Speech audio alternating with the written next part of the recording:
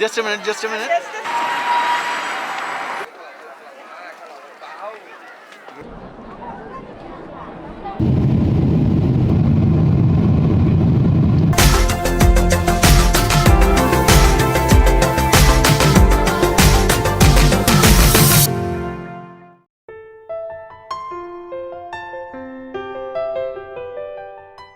Hi, എൻ്റെ China യാത്രകളുടെ മറ്റൊരു വീഡിയോയിലേക്ക് സ്വാഗതം. ബെയ്ജിങ്ങിലെ മെർക്കുറെ ഹോട്ടലിലാണ് ഞങ്ങൾ കഴിഞ്ഞ 3 ദിവസം താമസിച്ചത്. ഇന്ന് ഞങ്ങൾ ബെയ്ജിങ്ങിൽ നിന്നും ഹോങ്കോങ്ങിലേക്ക് പോവുകയാണ്. അതുകൊണ്ട് തന്നെ രാവിലെ തന്നെ ഹോട്ടൽ ചെക്കൗട്ട് ചെയ്യുകയാണ്. ഉച്ചയ്ക്ക് 1:30ക്കാണ് ഹോങ്കോങ്ങിലേക്കുള്ള ഫ്ലൈറ്റ്. അതിനു മുമ്പായി ബെയ്ജിങ്ങിലെ ഒരു പ്രധാന സ്ഥലം കൂടി കാണിക്കാം.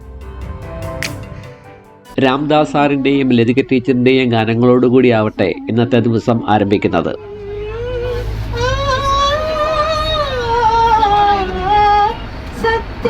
शिवं सुन्दरं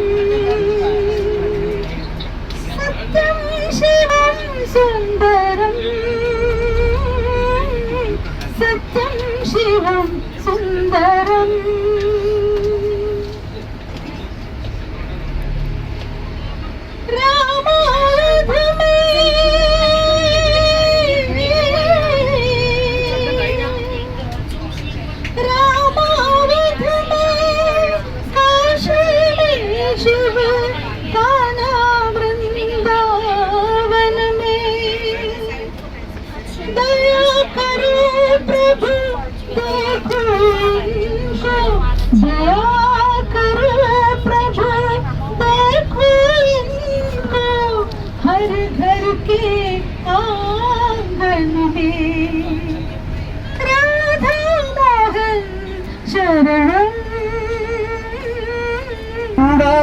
നവരത്നമണി പോലെ ചുംബനമറിയാത്ത പോലെ ചൂടാത്ത നവരത്നമണി പോലെ ചുംബനമറിയാത്ത പോലെ നുള്ളാത്ത കതിർ പോലെ നീട്ടാത്ത ശ്രുതി പോലെ നുകരാത്ത മധു പോലെ നുകരാത്ത മധു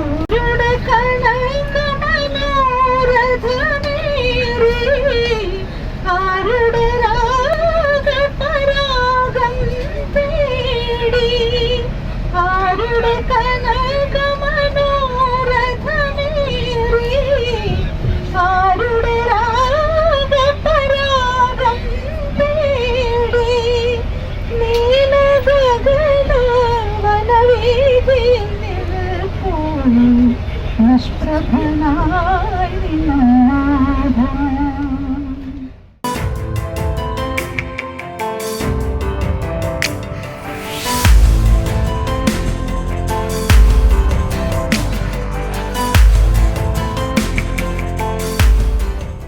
ഈ പ്രദേശങ്ങളൊക്കെ ബെയ്ജിങ്ങിലെ ഒളിമ്പിക്സ് വില്ലേജിന്റെ ഭാഗങ്ങളാണ്. 2008 സമ്മർ ഒളിമ്പിക്സും 2022 വിന്റർ ഒളിമ്പിക്സും ബെയ്ജിങ്ങിലാണ് നടത്തപ്പെട്ടത്. സമ്മർ ഒളിമ്പിക്സും വിന്റർ ഒളിമ്പിക്സും നടത്തിയിട്ടുള്ള ലോകത്തിലെ ഏക സിറ്റിയാണ് ബെയ്ജിങ്.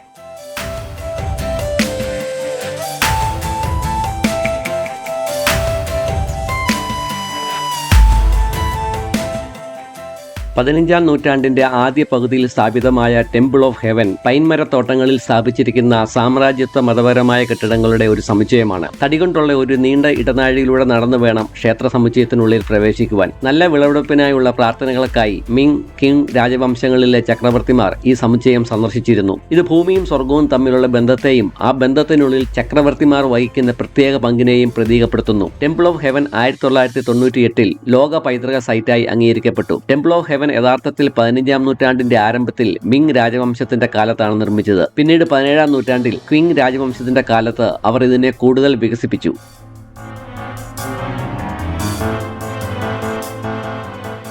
പുരാതന കാലത്തെ ചൈനക്കാർ സൂര്യന്റെയും ചന്ദ്രന്റെയും ചലനം, ഋതുക്കൾ, പ്രകൃതി ദുരന്തങ്ങൾ എന്നിവ നിയന്ത്രിക്കുന്നത് സ്വർഗമാണെന്ന് വിശ്വസിച്ചിരുന്നു. അതിനാൽ അവർ സ്വർഗത്തിലെ ചക്രവർത്തിയെ ആരാധിച്ചു. ജനങ്ങളുടെ ബഹുമാനം നേടുന്നതിന് ചൈനീസ് ചക്രവർത്തിമാർ തങ്ങളെ സ്വർഗത്തിന്റെ പുത്രന്മാർ എന്ന് വിളിക്കുകയും ഭൂമിയെ ഭരിക്കാൻ സ്വർഗം തങ്ങളെ അധികാരപ്പെടുത്തിയെന്ന് ജനങ്ങളെ വിശ്വസിപ്പിക്കുകയും ചെയ്തു. അതിനാൽ അക്കാലത്ത് ചക്രവർത്തിമാർ ആകാശത്തിനും ഭൂമിക്കും ബലിയർപ്പിക്കുന്നത് പ്രധാനപ്പെട്ട പ്രവർത്തനങ്ങളായിരുന്നു. ടെമ്പിൾ ഓഫ് ഹെവൻ സമുച്ചയത്തിന്റെ രൂപകൽപ്പന അതിന്റെ പവിത്രമായ ഉദ്ദേശത്തിന് അനുസൃതമായി പ്രപഞ്ചത്തിന്റെ പ്രവർത്തനങ്ങളുടെ കേന്ദ്ര കേന്ദ്രമെന്ന് വിശ്വസിക്കപ്പെടുന്ന നിഗൂഢമായ പ്രപഞ്ച നിയമങ്ങളെ പ്രതിഫലിപ്പിക്കുന്നു.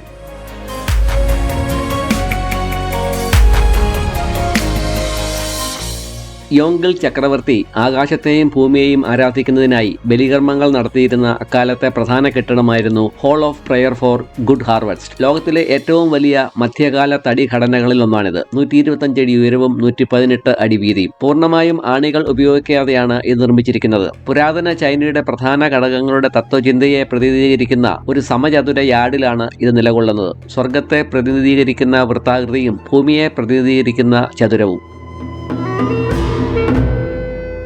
1530 നിർമ്മിച്ച വൃത്താകൃതിയിലുള്ള സർക്കുലർ മൗണ്ട് ആൾട്ടർ ചതുരാകൃതിയിലുള്ള 2 സെറ്റ് മതിലുകളാൽ ചുറ്റപ്പെട്ടിരിക്കുന്ന മാർബിൾ കൊണ്ട് നിർമ്മിച്ച 3 പാളികളുള്ള ബലിപീഠമാണ്. നല്ല കാലാവസ്ഥയ്ക്കായി ചക്രവർത്തി പ്രാർത്ഥിച്ച ഹാർട്ട് ഓഫ് ഹെവൻ എന്ന വൃത്താകൃതിയിലുള്ള സ്ലേറ്റാണ് അൾത്താരയുടെ മധ്യഭാഗം. അൾത്താരയുടെ പ്രത്യേക രൂപകൽപ്പന കാരണം ഇവിടെ നിന്ന് വലിയ ശബ്ദമുണ്ടാക്കിയാൽ നൂറുകണക്കിന് ആളുകൾ പ്രതികരിക്കുന്നത് പോലെ ചുറ്റുമുള്ള ചുവരിൽ നിന്ന് ഒരു പ്രതിധ്വനി ഉണ്ടാകാറുണ്ട്. ഇമ്പീരിയൽ വോൾട്ട് ഓഫ് ഹെവൻ വിളവെടുപ്പ് പ്രാർത്ഥനാ ചടങ്ങിൽ ഉപയോഗിക്കുന്ന ശിലാഫലകങ്ങൾ സ്ഥാപിക്കുന്നതിനായി സമർപ്പിച്ചിരിക്കുന്നു. ഉള്ളിൽ ആണികളോ ബീമുകളോ ഇല്ലാത്ത തടി കൊണ്ടുള്ള ഘടനയാണിത്. വിശാലമായ താഴേക്കുടത്തെ 16 തടിത്തൂണുകളും നിരവധി ബ്രാക്കറ്റുകളും താങ്ങി നിർത്തിയിരിക്കുന്നു. പരമ്പരാഗത ചൈനീസ് വാസ്തുവിദ്യയുടെ പരമോന്നത നേട്ടമായി കണക്കാക്കപ്പെടുന്ന ഒരു വലിയ ആരാധനാ സമുച്ചയമാണ് ടെമ്പിൾ ഓഫ് ഹെവൻ. ഏകദേശം 675 ഏക്കർ വിസ്തൃതിയുള്ള ഈ സമുച്ചയം പൈൻമരങ്ങളും പൂന്തോട്ടങ്ങളും നിറഞ്ഞ ഒരു വലിയ പാർക്കിനാൽ ചുറ്റപ്പെട്ടിരിക്കുന്നു. ഞങ്ങൾ എയർപോർട്ടിലേക്കുള്ള യാത്രയിലാണ്. ഉച്ചയ്ക്ക് 2 മണിക്കുള്ള കാത്തേ പസഫിക് ഫ്ലൈറ്റിലാണ് ഞങ്ങൾ ഹോങ്കോങ്ങിലേക്ക് പോകുന്നത്.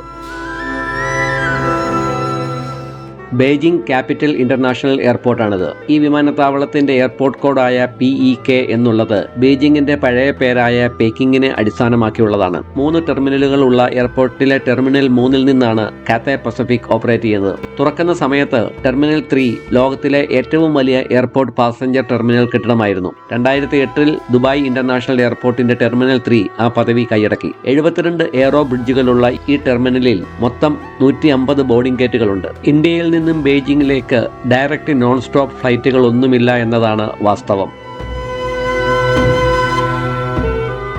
ഇതിവിടുത്തെ ഡ്യൂട്ടി ഫ്രീ ഷോപ്പിലെ ചൈനീസ് മദ്യങ്ങളാണ്. 50,000 മുതൽ ലക്ഷങ്ങൾ വരെയാണ് ഈ മദ്യങ്ങളുടെ വില.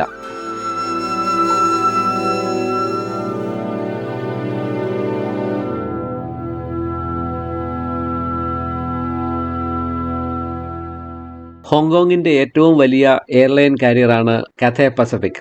ഏഷ്യ, യൂറോപ്പ്, വടക്കേ അമേരിക്ക, ഓസ്ട്രേലിയ തുടങ്ങിയവയാണ് ഈ എയർലൈനിന്റെ പ്രധാന റൂട്ട് നെറ്റ്വർക്ക്. 3.5 മണിക്കൂറാണ് ഹോങ്കോങ്ങിലേക്കുള്ള ഫ്ലൈറ്റ് ടൈം.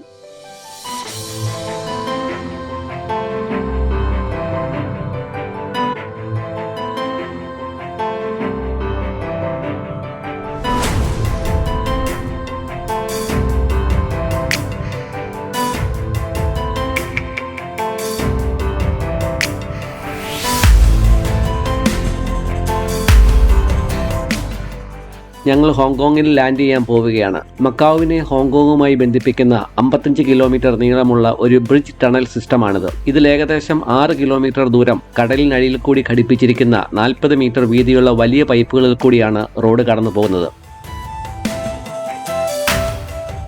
വൈകിട്ട് 5:30 ആയപ്പോൾ ഞങ്ങൾ ഹോങ്കോങ്ങിലെത്തി. ഇവിടെ നിന്നും ഏകദേശം 1 മണിക്കൂർ യാത്രയുണ്ട് ഹോട്ടലിലേക്ക്. ഡിന്നറൊക്കെ കഴിഞ്ഞ് ഹോട്ടലിലെത്തിയപ്പോഴേക്കും 9 മണിയായി. ചൈനയുടെ ഭാഗമാണെങ്കിലും ഒരു രാജ്യം 2 സിസ്റ്റം എന്ന തത്വത്തിൽ ചൈനയിൽ നിന്നും വേറിട്ട് കഴിയുന്ന ലോകത്തിലെ ഏറ്റവും കൂടുതൽ അമ്പരചുംബികളായ കെട്ടിടങ്ങളുള്ള ഹോങ്കോങ്ങിലെ കാഴ്ചകൾ അടുത്ത വീഡിയോയിൽ.